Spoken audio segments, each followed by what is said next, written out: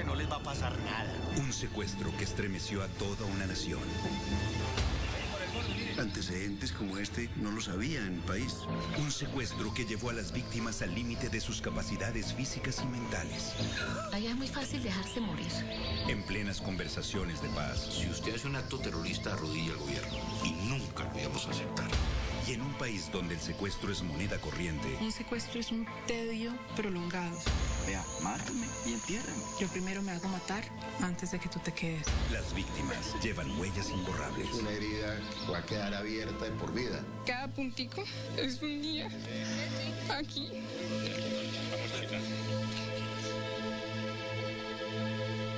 Bienvenido. ¿Necesita alguna indicación? No. El 12 de abril de 1999, 41 pasajeros abordan el vuelo 9463 de Avianca, que cubría la ruta Bucaramanga-Bogotá. Revisión exterior completa, capitán. Perfecto. Bienvenido. Yo iba a ir a una granja agrícola en un kibbutz en Israel. Yo acababa de terminar mi bachillerato y pues quería tomarme 6 meses pues para, no sé, dar un paseo. Y la mejor opción era un kibbutz en Israel. Yo mismo. No me puedo dar la mano. Comandante, buenas. Buenas, ¿cómo está, capitán? Yo viajaba con Leslie porque yo tenía mi base en Cartagena y me faltaba una semana para terminar mi incapacidad médica. Leslie, me quedo un rato con Uriel y después te alcanzo, ¿vale? Me vuelve contigo.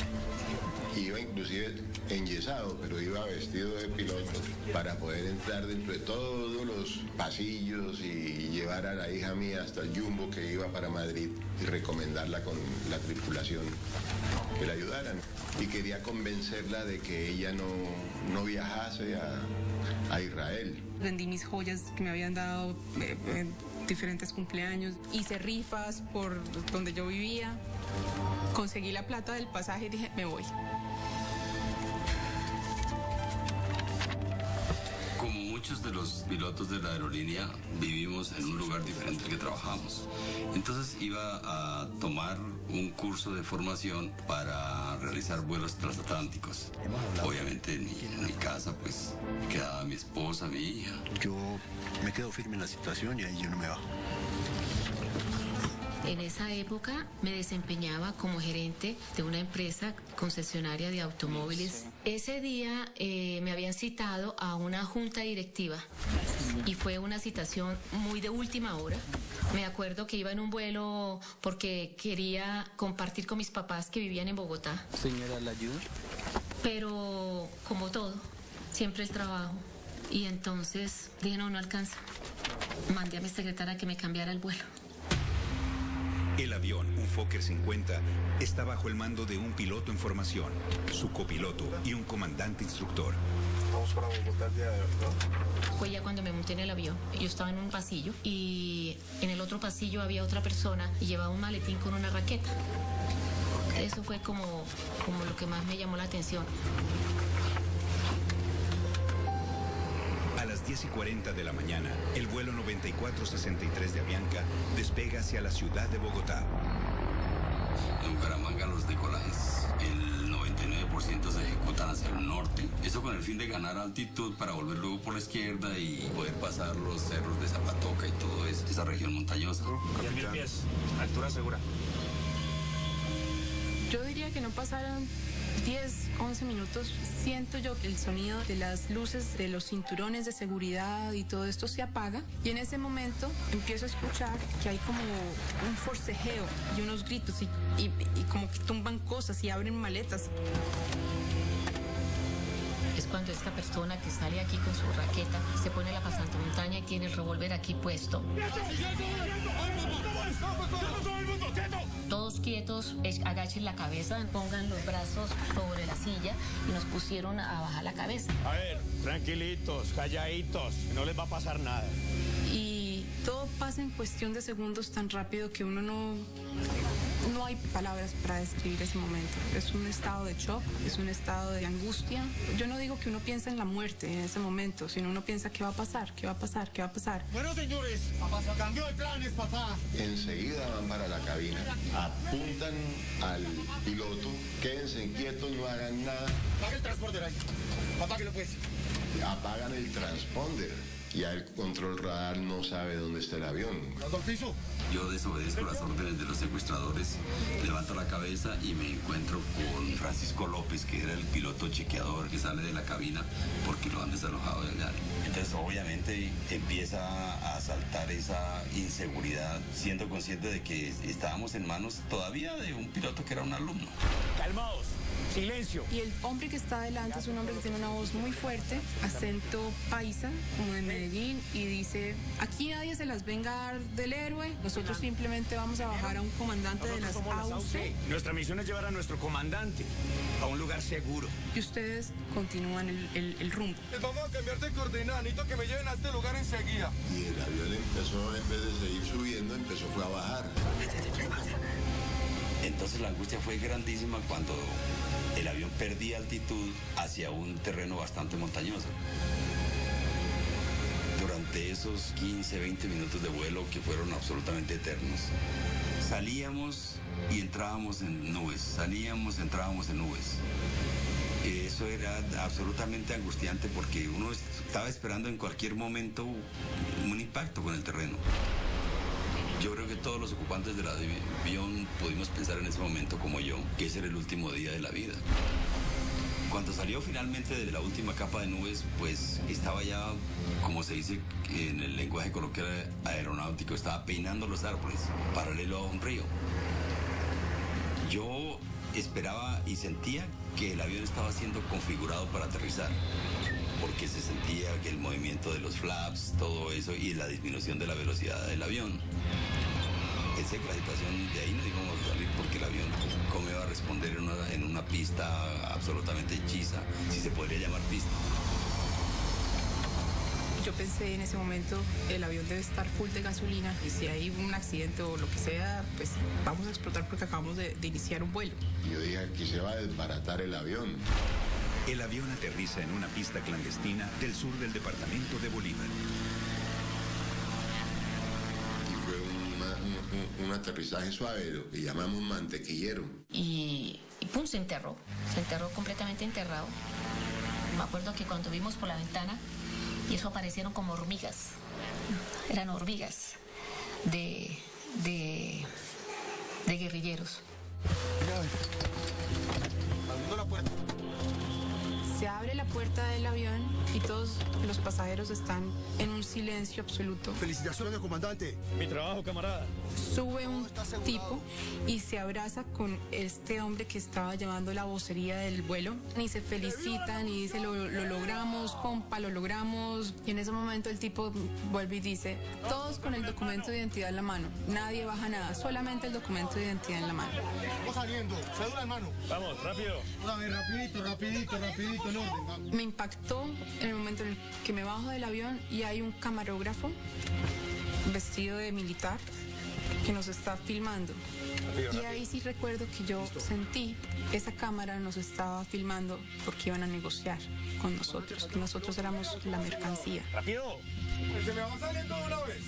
Y ahí fue quizá la primera vez que yo sentí la palabra indignación. Faltan aquí los pilotos, se van por fuera de una vez. Rapidito que no estamos en casa. Todo limpio. En el aeropuerto de Bucaramanga hay desesperación. El vuelo 9463 de Avianca no se ha reportado y temen que se haya estrellado. La verdad, en ese momento no pensamos en un secuestro. No había algún indicio de secuestro. No sabíamos a qué atenernos. No sabíamos en qué circunstancias estábamos, porque era una época de lluvias en el momento. Había bastante nubosidad. Se pasean por los rincones del aeropuerto Palo Negro, donde los familiares de 46 personas ruegan por su suerte. A las 12:05 de la tarde, una hora después de haber perdido el rastro del vuelo 9463, las autoridades localizan el avión a la orilla del río Magdalena. Atención, el avión de Avianca que desapareció acaba de aparecer. Y las autoridades que avistaron el avión han dicho que hay muchas personas vestidas de verde al lado del avión. Había un grupo moviéndose armado, dirigiendo hacia unas embarcaciones a los civiles. Inmediatamente se inicia una operación militar fuerte. entramos a operar con 3 aviones de combate OB-10 y un avión AC-47, un avión fantasma. Es una cosa bien misteriosa lo que ha ocurrido, porque los ocupantes del avión están siendo desalojados en chalupas por un río cercano, pero no se entiende desalojados por quién, si están siendo rescatados o no, si fue secuestro o no. En medio de la confusión, los pasajeros son movilizados rápidamente para evitar ser interceptados por las autoridades. Fue una travesía muy dolorosa. Eso era como si fuera lodo. Entonces hay un hueco y hay un pedazo de tierra, hueco, pedazo de tierra, hueco, y me vivía cayendo en esos huecos. Ahora seguro que ya la recibe el compañero. Y ellos era ver, haga de cuenta, Vietnam. Todos ellos aquí con puras balas aquí puestas a los lados, pero eran todos llenos, así, y todos armados. Me acuerdo los helicópteros. Ahí ya estaba la policía o el ejército, ya sabía lo que había pasado. Y nosotros nos botaban más, agáchense.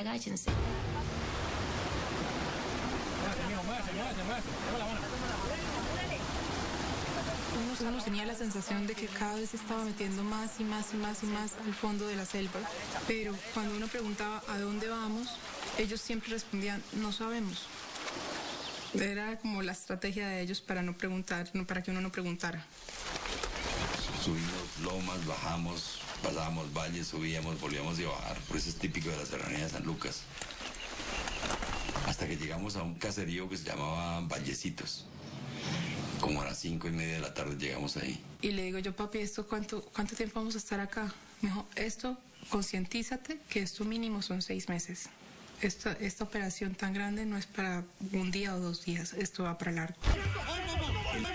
El 12 de abril de 1999, un vuelo comercial con 46 personas a bordo es secuestrado por un comando del Ejército de Liberación Nacional, ELN. ¡Ah, el que se mueva se muere aquí! ¡Se muere! El ejército confirmó que el ELN es el autor del secuestro de los ocupantes del avión de Avianca. Completan la lista de pasajeros: Gloria Amaya, Miguel Arturo Fajardo, Oscar Bolaño. Allá me están viendo mi familia. Sentí angustia, dolor, porque...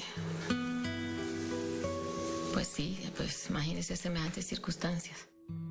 La mañana siguiente, aduciendo a razones humanitarias, el ELN libera a un pequeño grupo de personas. La liberación de los 5 ancianos y el bebé se convirtió en la esperanza para todos los familiares de los secuestrados que permanecen en poder de la guerrilla. Estas personas fueron entregadas a la Cruz Roja por esta columna guerrillera perteneciente al frente del ELN, que mantiene en su poder a los otros ocupantes del avión. Yo sentí un poquito de envidia porque me hubiera gustado quedarme en ese grupo.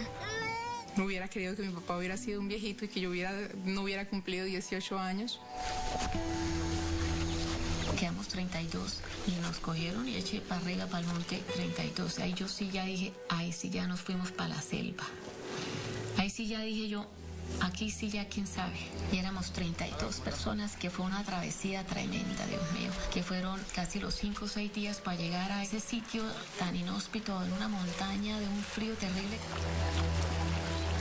Pienso que es una forma muy brusca de madurar. Es una forma muy brusca de ponerlo a uno en contexto con la realidad. Vale, espera un momento, por favor. En mi caso, por ejemplo, yo era una niña que... ¿A dónde las mujeres? Allá, en ese hueco. Que no sé, como que creía mucho en la gente y de pronto en un santiamén estar en medio de la selva colombiana, en medio del conflicto armado que ha desangrado al país por décadas y ser parte activa de una noticia que le está cambiando el panorama al país. Compañeros, ya saben lo que tienen que hacer. Señor, vamos a hacer. Por la mente pasan incansablemente las imágenes de la familia, indiscutiblemente. ¿Qué están pasando? La escena mía era pensando en mi familia, sentados en la absoluta desolación, sin saber qué pasó, dónde estará, pensando en qué condiciones va a estar su padre, su esposo, etc. Eso lo angustia a uno muchísimo. Y el hecho de pasar la noche, uno quiere que como que no pasen las horas porque tiene que dormir. Y las condiciones para dormir y para pasar la noche eran muy agresivas.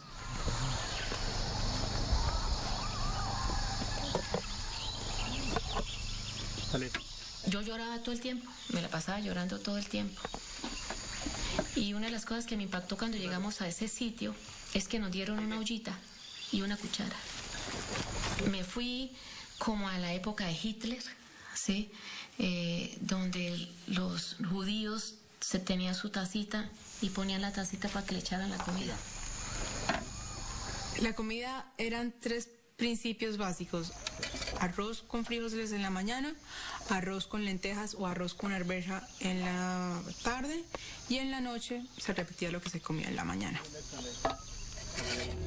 Para mí, los primeros días y los meses, el impacto con esta nueva vida fue muy fuerte, pues porque pues es la selva.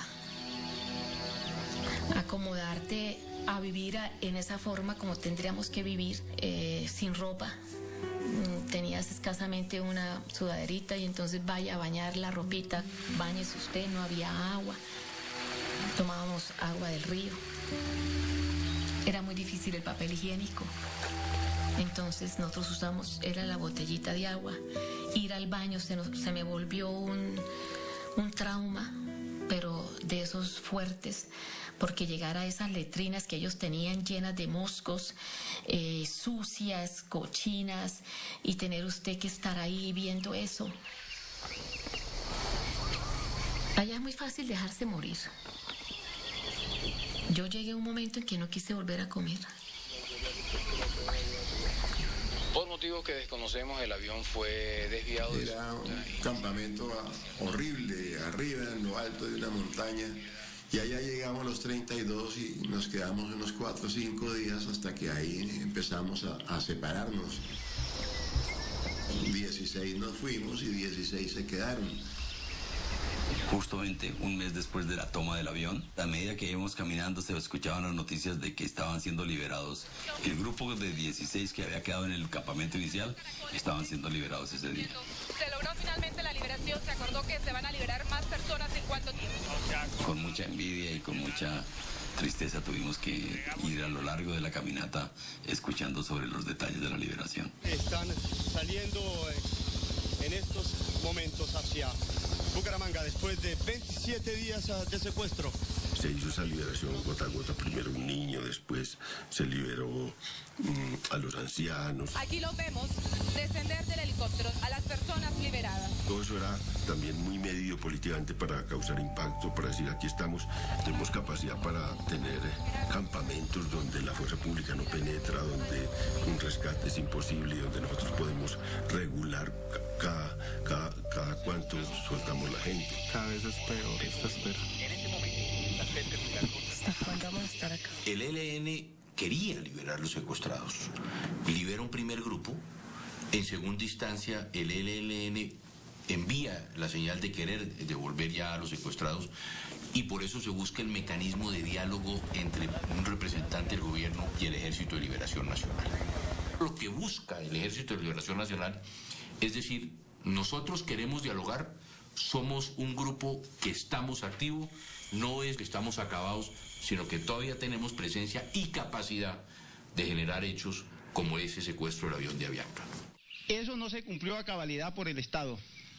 Hoy estuvo la personería... No se podía negociar con el ELN porque el mensaje que se daba es que si usted hace un acto terrorista, arrodilla al gobierno. Y nunca lo íbamos a aceptar. Las conversaciones entre el gobierno del presidente Pastrana y el Ejército de Liberación Nacional se congelan. El gobierno que yo presido no negociará bajo presión. Exijo la inmediata libertad de todos y cada uno de los secuestrados sin distingos de ninguna especie. El ELN no es capaz de conseguir los objetivos iniciales, y como no es capaz de conseguir esos objetivos, pues este secuestro se va prolongando y se va prolongando y se transforma en un secuestro extorsivo que para el ELN yo creo que fue una derrota eso. Se convierte en un secuestro para cobrar dineros por la liberación de los secuestrados. No demuestra. El gobierno no iba a negociar. La violación expresa de los acuerdos que firmó el ELN. Obviamente esta situación era muy angustiante para nosotros. Y el hecho de que nos persiguieran, como ellos llamaban, nos persiguieran en caliente, era aún más angustioso. Porque la probabilidad en una persecución de esas de morir en un fuego cruzado era muy alta. Bueno, señores, hoy los reuní para informarles que nos vamos a dividir en 2 grupos para agilizar el paso. Tras la suspensión de los diálogos, el ELN traslada a los secuestrados a campamentos ubicados en lo más profundo de la selva. Vamos. 8 nos fuimos y 8 se quedaron. Los que nos fuimos fueron los 7 tripulantes y mi hija. Agilicen el paso. Sin interlocución del gobierno, las familias de los secuestrados del vuelo 9463 se ven obligadas a negociar directamente la liberación de sus familiares con el ELN. Se me designa como líder de los familiares de los secuestrados. El pedido que le hacemos es que posibiliten la manera de que los secuestrados sean entregados sanos y salvos sin ningún problema. Y así las cosas, me dedico entonces a buscar contactos hasta que logro entonces la posibilidad de conversar con el comandante que tenía el grupo de secuestrados del avión.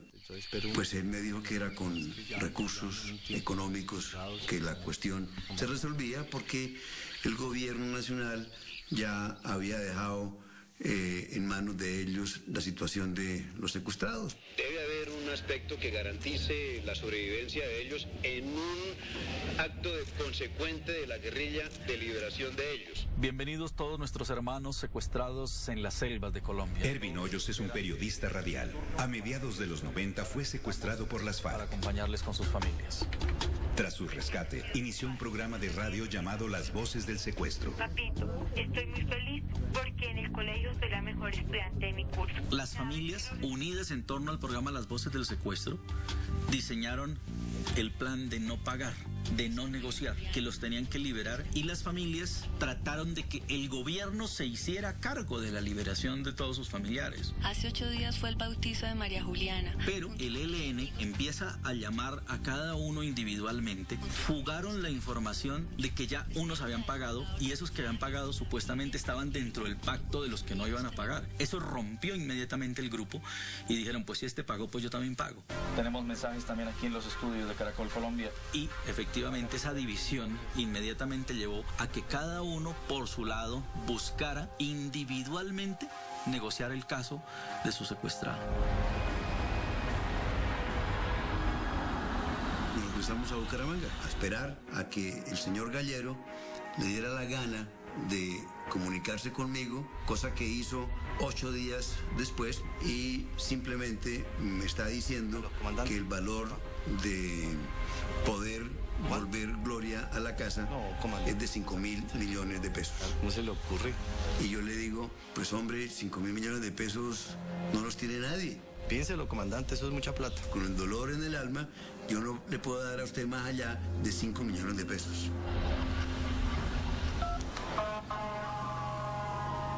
El 30 de mayo de 1999, tan solo 6 semanas después de secuestrar el vuelo 9463 de Avianca, el ELN lleva a cabo el mayor secuestro masivo en la historia de Colombia.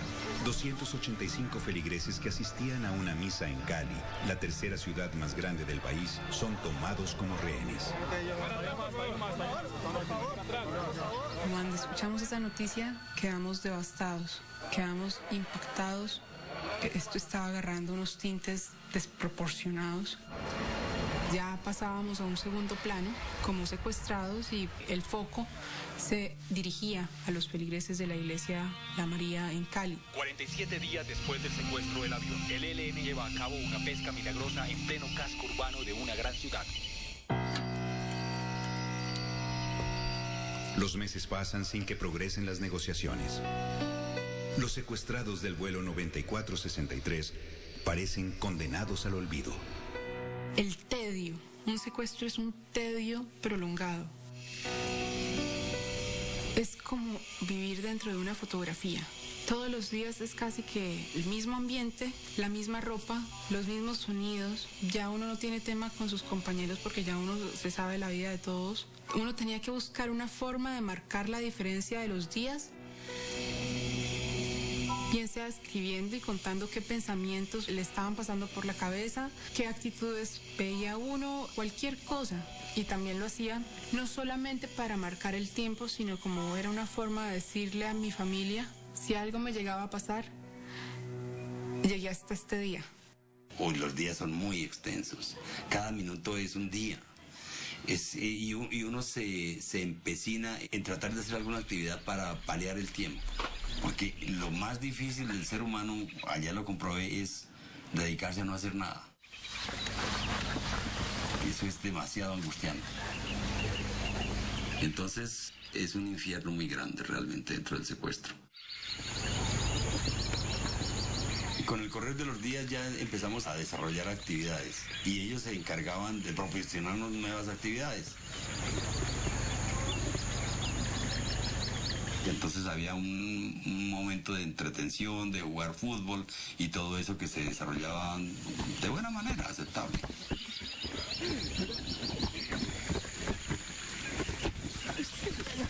No es capaz de ponerme en el pecho y era como...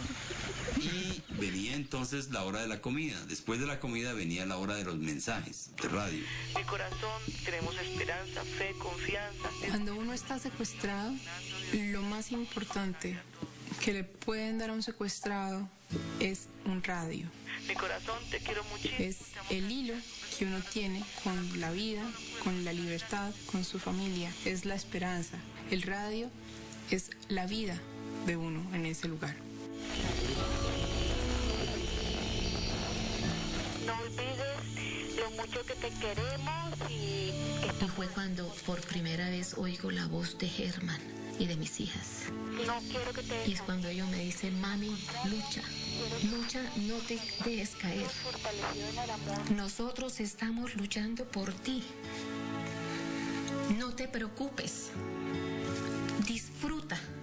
Disfruta lo que estás viviendo. Y me mandaron unos mensajes tan hermosos que yo dije, no puedo llegarle a mi familia diferente a como yo salí.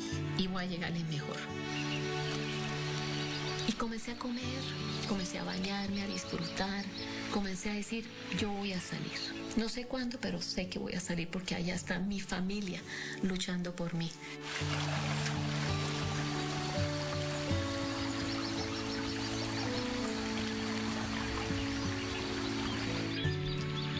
Transcurre cerca de un año sin que el país reciba noticias sobre los tripulantes y pasajeros del vuelo 9463. El 7 de marzo del año 2000, los familiares reciben las primeras pruebas de supervivencia.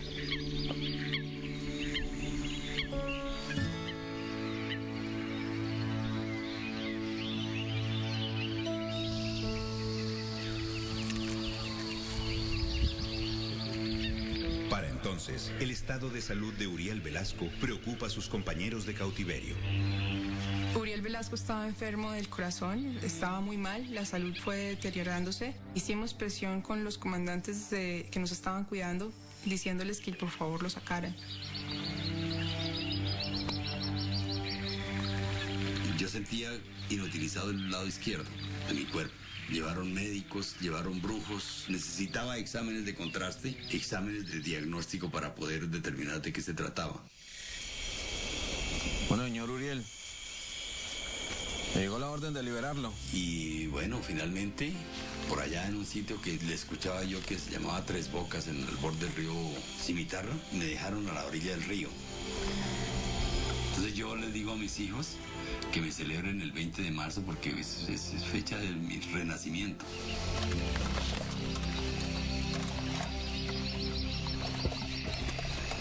Tras una serie de encuentros infructuosos con el líder guerrillero negociador, Herman Alfonso busca nuevos acercamientos con el grupo rebelde. En marzo me desplazo al Catatumbo en muchas oportunidades, hasta que a finales de marzo, uno de ellos, con los que ya había conversado en muchas oportunidades, me secuestran. Herman Alfonso es acusado por el ELN de haber filtrado la información que permitió a las autoridades dar de baja a un guerrillero con quien él gestionaba la liberación de Gloria. Créame que yo sentí que hasta ahí llegaba. Hasta ahí Germán Alfonso existía. El ELN se atribuyó hoy el secuestro de Germán Alfonso Villarreal. Cuando sentí que Germán lo había secuestrado, yo me revolcaba en el piso. Pero fue un dolor muy grande sentir a Germán Pensaba en las 2 niñas. No, yo decía, no, esto qué es tan horrible que está pasando. El Ejército de Liberación Nacional retiene a Herman Alfonso con el objeto de enjuiciarlo por su supuesta participación en la desaparición de un integrante de esa organización. Una vez lo secuestran a él, pues yo quedo ahí sí más sola que nunca, más junto pues con mi hermana, pero mi hermana era mucho menor que yo, a buscar cómo hacer un acercamiento o cómo saber quién lo tenía, porque de hecho al principio no se sabía quién lo tenía.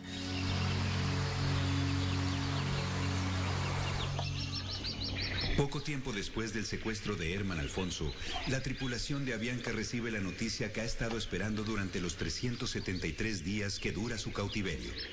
Pues la liberación de nosotros se debió en parte, pues, yo creo que a la negociación con el gobierno y con la compañía Avianca.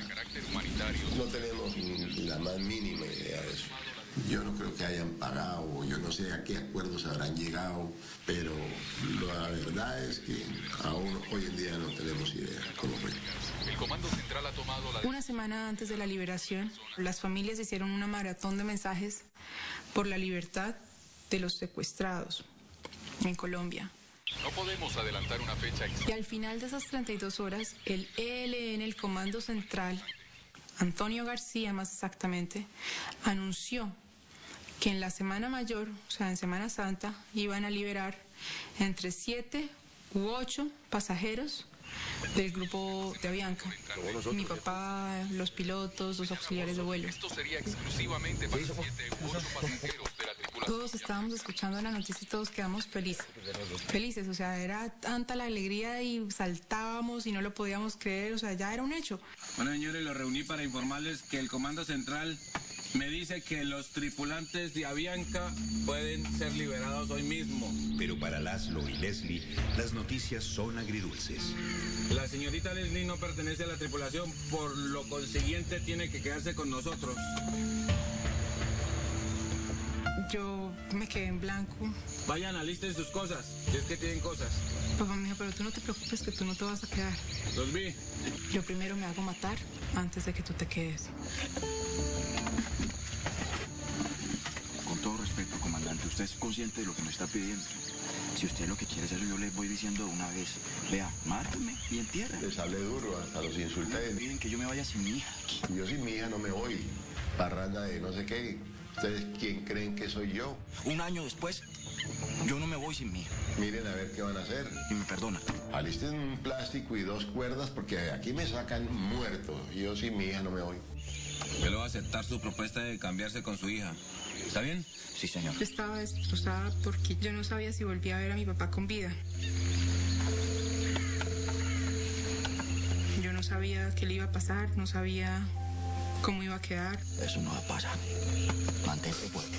Eso no va a pasar, mantente fuerte. Y la soledad a la que se iba a enfrentar. No te quiero dejar escapar. Difícil estar con una hija en el cautiverio. Es lo más difícil que le pueda pasar a una persona. Ella sufría por ella y por mí, y yo sufría por ella y por mí también. Terrible, terrible, espantoso. A las 7 de la mañana, mi papá me arregló la maleta, me arregló todo, salimos ahí y yo lo abracé fuerte.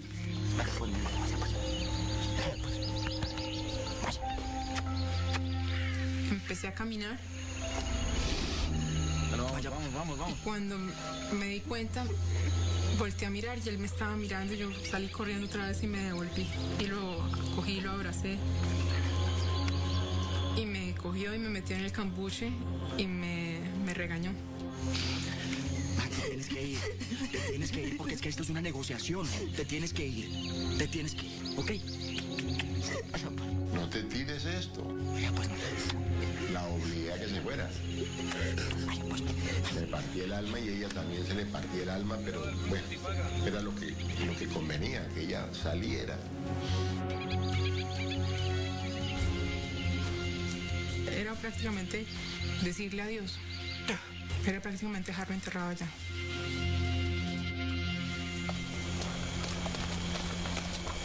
Como a las 10 de la noche llegamos a una casita que estaba cerca a la orilla de un río, estaban unas chalupas en la orilla del río.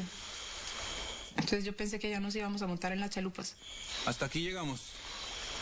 Vamos a esperar a que nos recojan. Y de pronto yo empiezo a ver como unas luces al fondo de una linterna que prende y apaga, prende y apaga. Y yo grito, papá, y mi papá me dice, nena. Fue como ir al infierno y al cielo el mismo día.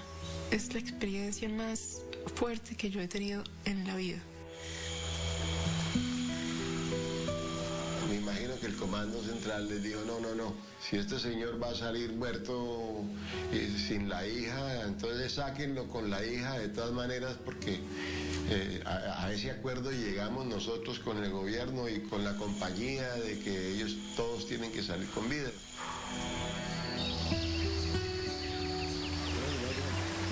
Al día siguiente, los secuestrados inician su recta final hacia la liberación. ¿Alguien me puede entrar adelante? No, pero es que aquí alguien... Hasta que dijeron, bueno, listos, montes la camioneta que los vamos a llevar al sitio de la liberación.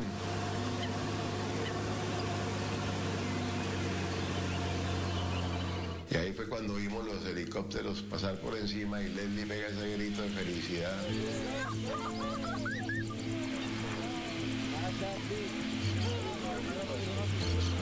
Iba para la libertad, eso es algo que no se puede saborear sino habiéndolo vivido.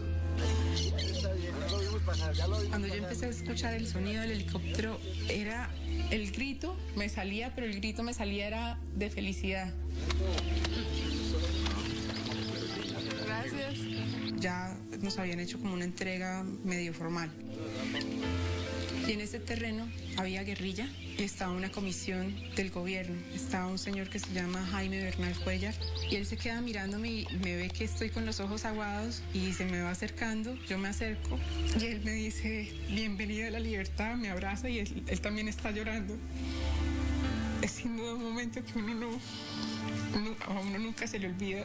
Leslie Cali, 12 de abril del 99, y cada puntico es un día aquí.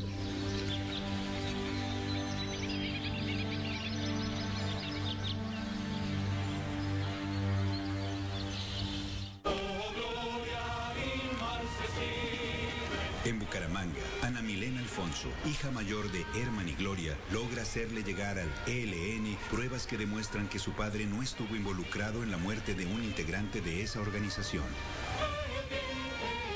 Gracias a su gestión, el ELN suspende el juicio y libera a Herman Alfonso.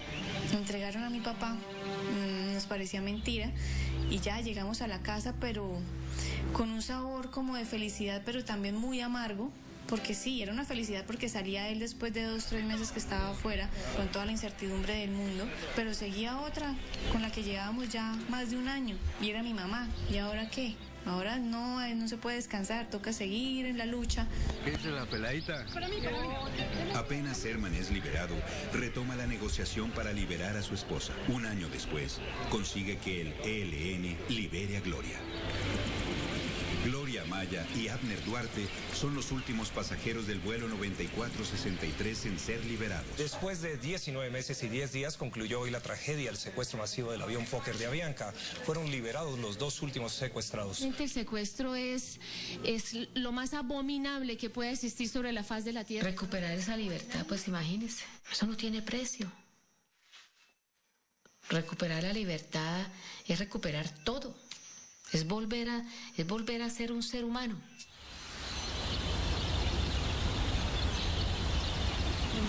Bueno, salud.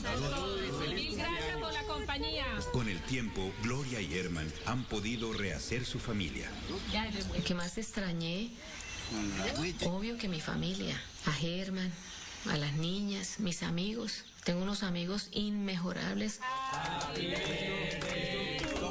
Lo que más extrañé fue la parte humana.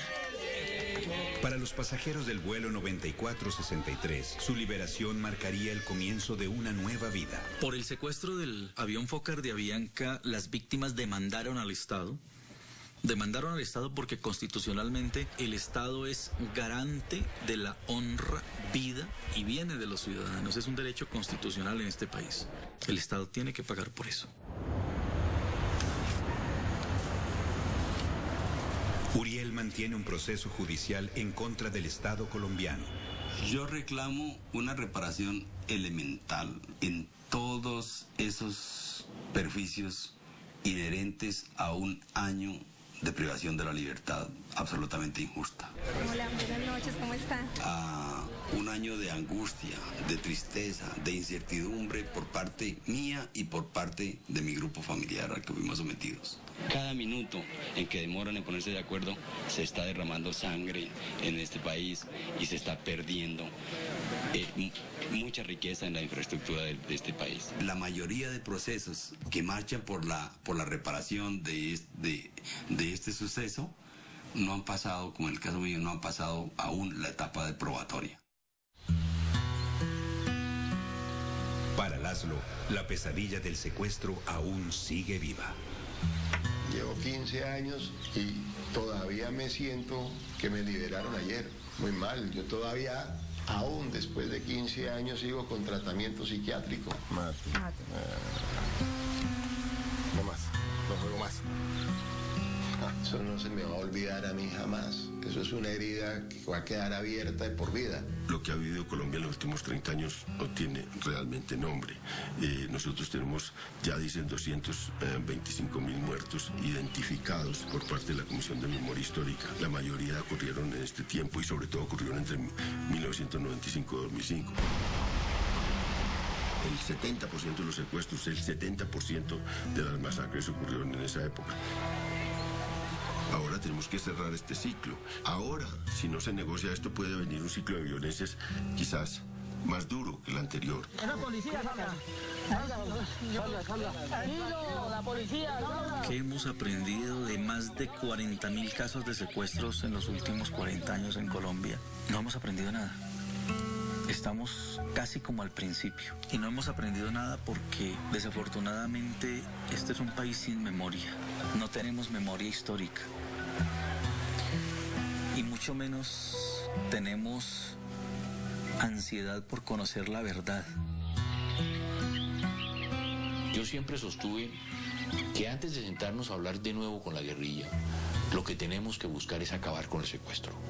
El secuestro lo tenemos que erradicar de Colombia.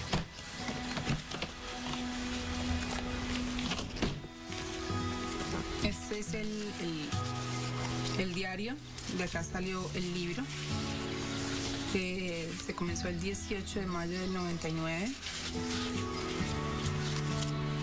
Y este es el báculo que llevaba yo, que me dieron el primer día, el segundo día de cautiverio porque vivía cayéndome.